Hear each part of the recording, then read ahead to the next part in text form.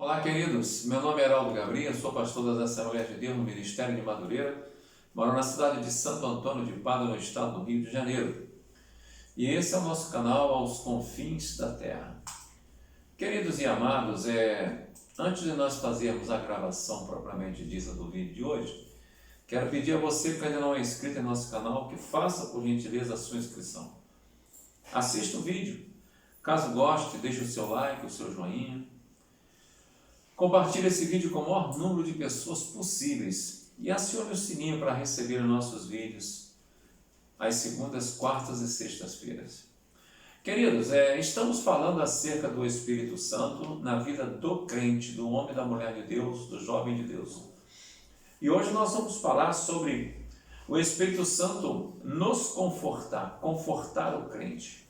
Aqui na carta, no livro de Atos dos Apóstolos, capítulo 9, versículo de número 31, nos diz o seguinte: Assim, pois, as igrejas em toda a Judéia e Galiléia e Samaria tinham paz e eram edificadas, e se multiplicavam andando no temor do Senhor e na consolação do Espírito Santo. Em outras Bíblias fala no conforto do Espírito Santo. Queridos, então, ele é o agente que nos conforta.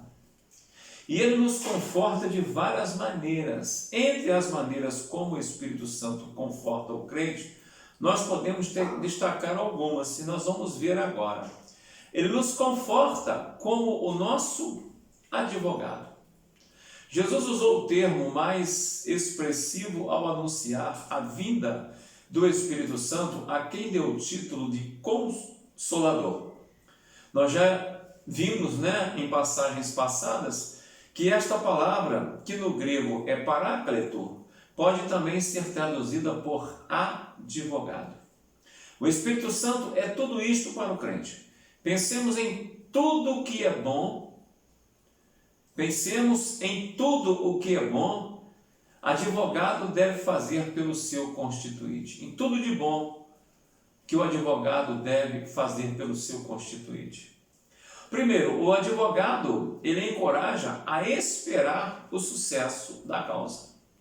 Um advogado comum aí no nosso dia a dia, ele encoraja o seu cliente, a pessoa para a qual ele está prestando serviço, ele o encoraja a aguardar o sucesso.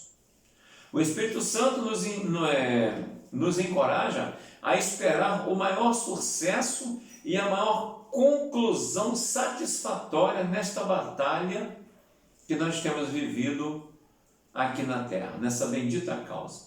Faz parte do ministério do Espírito Santo esse tipo de conforto, deixar o crente confortavelmente assistido pela presença do seu Espírito, do Espírito de Jesus. Outra coisa que o Espírito Santo nos conforta também é com conselhos, tá? O advogado, no caso o advogado do dia a dia, do mundo aqui, ele orienta o seu cliente quanto à maneira como ele deve agir e o que ele deve dizer, fazer e proceder diante da causa que ele está enfrentando. Ele previne o seu constituinte, a pessoa para a qual ele está trabalhando por meio de um contrato, ele previne quanto às táticas e às astúcias do seu opositor. Se você for comparar direitinho, o Espírito Santo, ele é um advogado mesmo.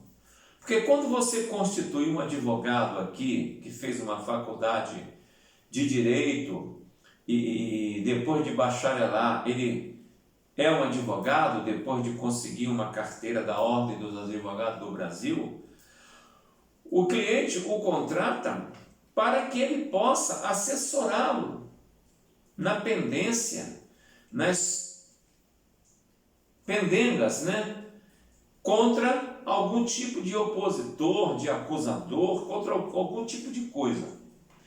E o advogado, ele tem os conselhos certos para que a pessoa que o contratou tome devidas atitudes, devidas posições, falar na hora certa, se calar na hora certa, ouvir na hora certa.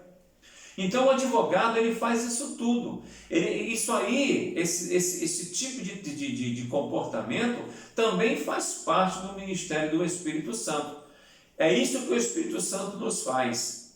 Se o diabo é o nosso opositor, o Espírito Santo é o nosso advogado de defesa.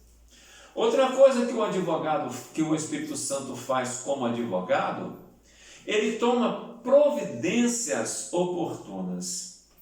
Certifica-se de ter feito todas as coisas ao seu alcance para ganhar a causa de seu cliente. Finalmente vai à tribuna e fala em favor dele em sua defesa.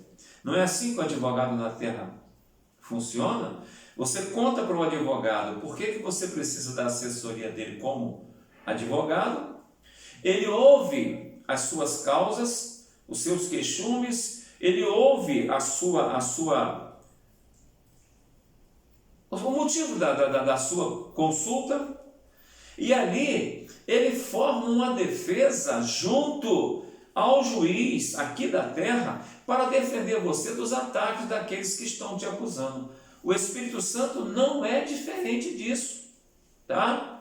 O Espírito Santo também faz do mesmo jeito. Jesus disse uma vez, com referência às nossas lutas, está lá em Lucas 12:12, porque o Espírito Santo vos ensinará naquela mesma hora as coisas que deveis dizer.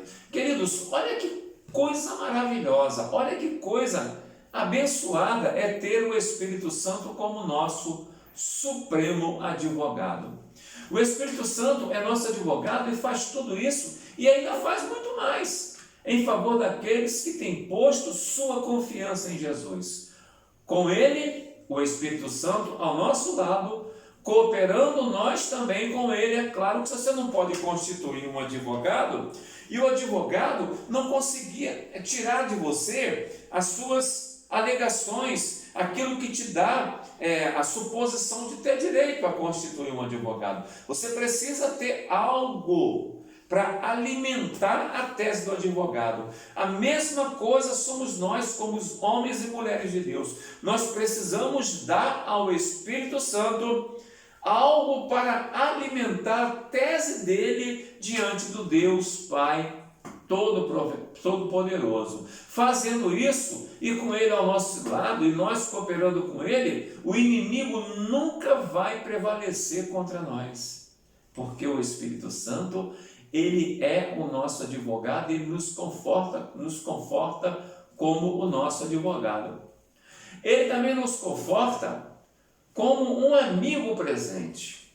É interessante, irmãos, falar de uma coisa assim espiritual sem conseguir comparar com coisas materiais é muito difícil, porque nós vivemos em um mundo material e precisamos comparar as ações espirituais com as coisas que nos cercam. Jesus fazia isso no passado. Jesus, quando ele contava uma parábola, ele tirava essa palavra que estava inserida no meio do povo. Jesus, quando contou a parábola da dracma perdida, com certeza ele já havia visto uma mulher procurar uma dracma que havia perdido, varrer a casa e encontrar e ficar feliz. Jesus, quando fala a parábola do juiz iníquo, do juiz inoportuno, ele tinha ciência dessas coisas. Quando ele fala a parábola do filho pródigo, ele tinha conhecimento de causa. Então, quando nós falamos que o Espírito Santo nos conforta como um amigo presente, nós vamos ver como teria agido com Cristo se tivesse quando ele esteve pessoalmente na terra. Não se sentiria animado e satisfeito tendo um contato com o Salvador? Se nós estivéssemos vivendo naquela época em que Jesus pregou o Evangelho, será que nós não ficaríamos em contato com o nosso Salvador Jesus quando ele esteve na terra? É claro que sim. E hoje, muito mais, nós podemos sentir esse prazer, esse conforto, esse consolo, essa presença quando nós temos o Espírito Santo em nossas vidas. Por quê? Porque o Espírito Santo, ele é o Espírito de Jesus, tá? Não se atreveria a apresentar-lhe, se nós estivéssemos com Jesus naquela época, será que nós não nos atreveríamos a apresentar a Ele os nossos problemas? Claro que sim. E o Espírito Santo, ele está aqui justamente para isso. Em qualquer necessidade, nós podemos confiar na bondade do Espírito Santo, porque Jesus o enviou para tal. Se necessitasse de alguma coisa naquela época, nós não iríamos a Jesus? Nós não faríamos o mesmo que fizeram os discípulos? Claro que sim. Todas essas atitudes nós podemos hoje demonstrar para com o Espírito Santo. Por quê? Porque ele é o amigo presente. Ele será para nós tudo o que Cristo foi para os seus discípulos.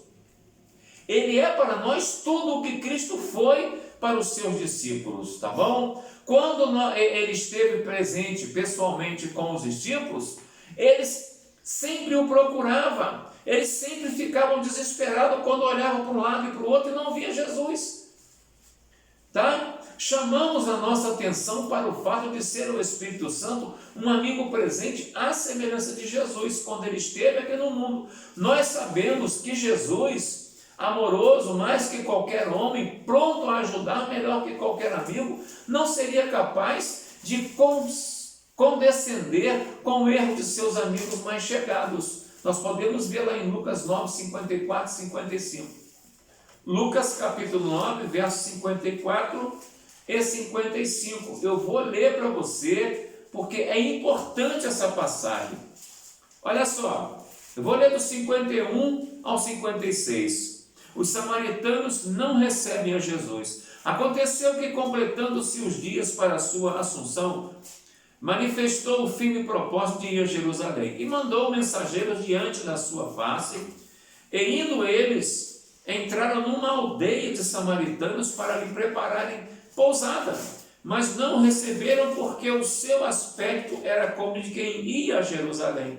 Os discípulos Tiago e João, vendo isto, disseram: Senhor, queres que digamos que desça fogo do céu e que consuma como Elias também fez?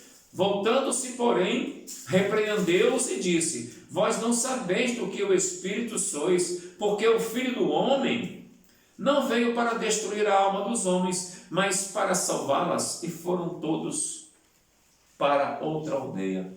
Amados, chamamos a atenção das nossas vidas para os fatos do Espírito Santo ser o nosso amigo presente, tá bom? Não podemos nunca nos esquecer disso. Assim também o Espírito Santo nunca procura nos dar descanso no pecado, nunca nos conforta pela conformação com o pecado. Está sempre ativo, convencendo-nos do pecado e separando-nos desse mesmo pecado. O Espírito Santo sempre se empenha por remover a causa do mal em nossas vidas. Essa é a maior causa do conforto, essa é a causa de maior conforto. Nisso consiste o nosso bem-estar. Conforto, queridos, tornando real a nossa filiação a Deus. Em Romanos 8, 15 e 16, o Espírito Santo é chamado de Espírito de adoção. Isto o Espírito Santo faz ao tornar real para nós a nossa posição de filhos de Deus. Este é um dos meios a nos inspirar a confiar em Deus. O pecado tem nos afetado de tal modo que mesmo depois de salvos, mostramos-nos relutantes em aceitar algumas coisas. Tem coisas que nós não podemos brigar. E tem privilégios que são nos dados por acesso à presença de Deus. Faz parte do trabalho do Espírito Santo levar-nos a crer que somos realmente filhos de Deus. Isto feito, dá-nos confiança pela qual achamos fácil chegar a Ele. Hebreus 4,16 nos diz o seguinte: confiadamente cheguemos junto ao trono da graça. Meus queridos, tem pessoas que não aceitam, não se conformam quando uma pessoa que tem uma vida pregressa horrível, de repente ela passa a ter alguns privilégios, ela bate no peito e fala: eu sou filho de Deus. Mas quem faz isso não é a pessoa que faz isso, é o Espírito Santo que a compunge a fazer isso, a constrange a assumir essa posição, porque o Espírito Santo, uma das finalidades dele é nos mostrar a nossa filiação junto ao Deus Todo-Poderoso. Meus queridos e amados, nós estamos falando acerca do Espírito Santo. Não se esqueça, vivemos a dispensação da graça. Na dispensação da graça, o Espírito Santo está aqui para nos convencer do pecado, da justiça e do juízo. Eu creio nessa palavra. Você pode crer?